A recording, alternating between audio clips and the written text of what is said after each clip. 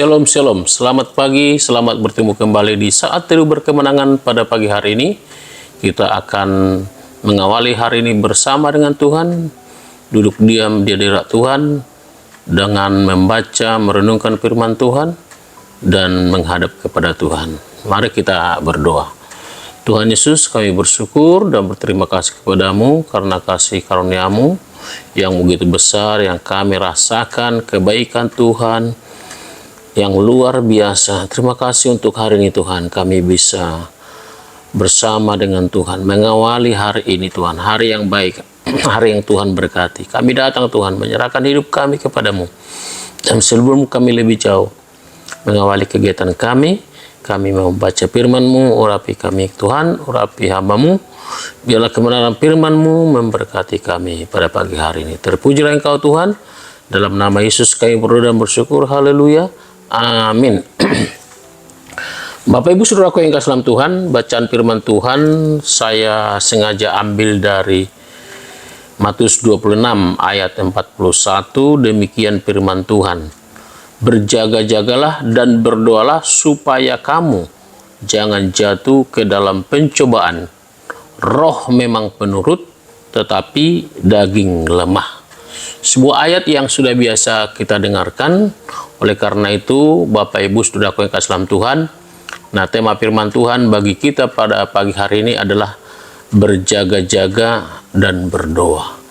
Saudaraku yang kasih dalam Tuhan, kita baru saja memasuki tahun yang baru, tahun 2026.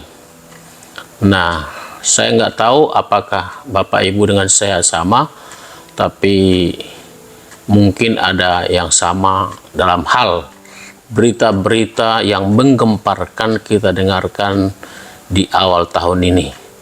Oleh karena itu, saudaraku, dengan demikian maka hal yang paling tepat kita lakukan, entah apa yang kita dengar atau kabar-kabar yang menggemparkan yang kita dengar, maka sikap yang paling baik kita lakukan adalah berjaga-jaga dan berdoa. Saudaraku yang kasih dalam Tuhan, dalam kehidupan sehari-hari kita sering merasa bahwa kita baik-baik saja secara rohani, padahal tanpa sadar kita sedang berjalan di tepi jurang kompromi. Nah, firman Tuhan ini disampaikan oleh Tuhan Yesus kepada murid-muridnya ketika mereka sedang ada di Taman Getsemani. Sebuah momen krusial di mana tekanan begitu besar dan musuh sudah mendekat. Oleh karena itu, saudaraku yang kasih dalam Tuhan, kita harus berjaga-jaga. Mengapa harus berjaga-jaga? Saudaraku yang kasih dalam Tuhan, berjaga-jaga berarti memiliki kewaspadaan spiritual. Saya ulangi, kewaspadaan spiritual, kehati-hatian.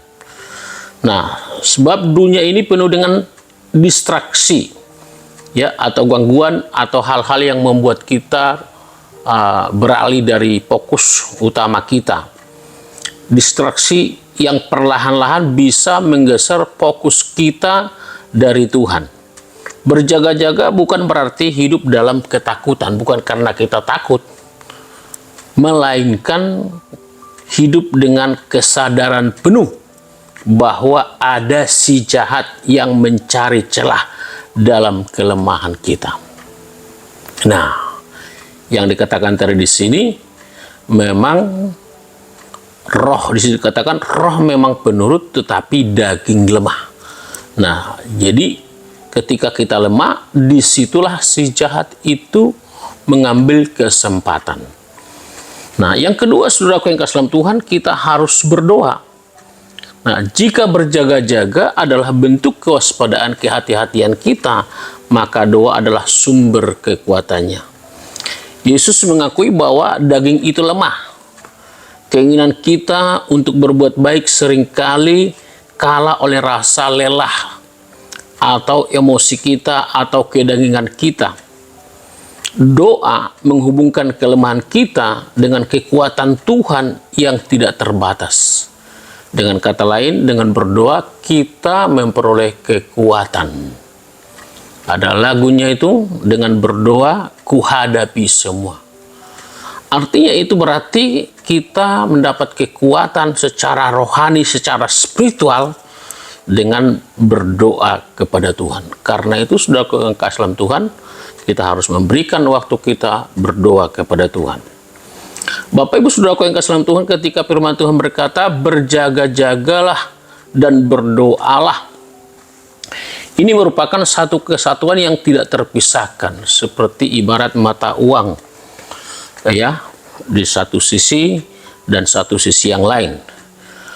Bapak Ibu saudaraku yang kasih dalam Tuhan, berjaga-jaga tanpa doa akan membuat kita lelah dan khawatir karena mengandalkan kekuatan diri sendiri. Saya merasakan kalau saya mengandalkan kekuatan saya, ya nggak bisa hidup dengan tenang. Ya, nah padahal kita membutuhkan ketenangan. Sebaliknya Bapak Ibu saudaraku yang kasih dalam Tuhan, berdoa tanpa berjaga-jaga bisa membuat kita lengah dan kurang bertindak nyata dalam menjauhi dosa. Ini dia saudaraku yang kasih dalam Tuhan.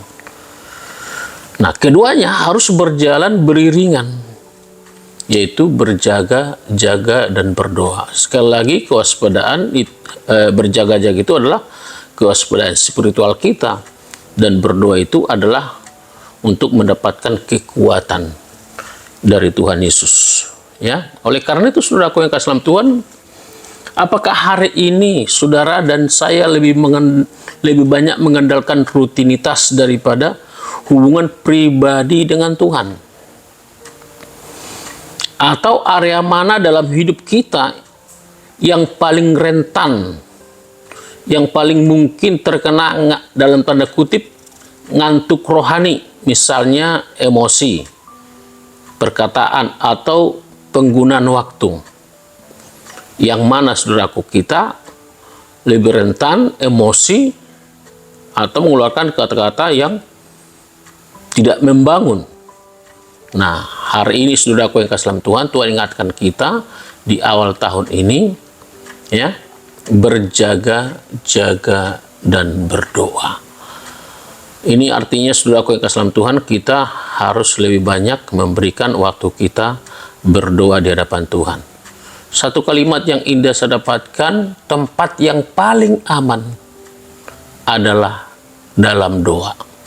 Jadi kalau saudara merasa tidak aman, tidak tenang, datanglah kepada Tuhan dalam doa.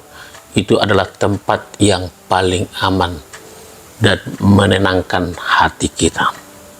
Karena Tuhan menolong kita dan memberkati kita semua, sehingga hari ini dan menjalani tahun 2026 ini, kita kuat, kita merasa aman, dan kita merasa tenang. Amin. Untuk kebenaran firman Tuhan, kita berdoa. Terima kasih Tuhan untuk kebenaran firman-Mu pada pagi hari ini. Kiranya renungan singkat yang kami dengar, berjaga-jaga dan berdoa, menguatkan setiap kami, dan kami bisa mengambil sikap atas apa yang kami dengar, berita-berita yang akan terjadi di tahun ini. Kami percaya tempat yang paling aman ada di hadirat-Mu. Dengan berdoa, kami akan merasa tenang, merasa nyaman. Oleh karena itu Tuhan, tolong kami supaya kami terus dapat memberikan waktu kami mencari wajah Tuhan, ada di hadirat Tuhan, sehingga kami memperoleh kekuatan yang baru, dan kami memiliki juga kewaspadaan spiritual. Terima kasih Tuhan, kami datang menyerahkan hidup kami kepada-Mu sepanjang hari ini. Kami mohon Tuhan memberkati kami. Berikan kami kekuatan, sukacita, dan sejahtera untuk menjalani hari kami sepanjang hari ini. Dan jika kami menghadapi masalah pergumulan, kiranya Tuhan menolong kami dan memberkati kami. Hamba-Mu berdoa Tuhan untuk setiap kami yang mendengarkan kebenaran firman-Mu. Kalau ada yang sakit Tuhan, Engkau sembuhkan, yang lemah Engkau kuatkan, yang berduka Engkau hiburkan. Dan yang punya pergumulan apapun Tuhan, kami tahu Engkau sanggup memberikan jalan keluar bagi setiap kami. Tuhan, kami datang menyerahkan hidup kami kepada-Mu. Terima kasih Tuhan, bagi-Mu segala hormat, pujian, dan kemuliaan. Dalam nama Tuhan Yesus kami berdoa dan bersyukur. Haleluya. Amin. Demikian renungan firman Tuhan bagi kita pada pagi hari ini. Kiranya Tuhan menolong dan memberkati kita semua. Shalom.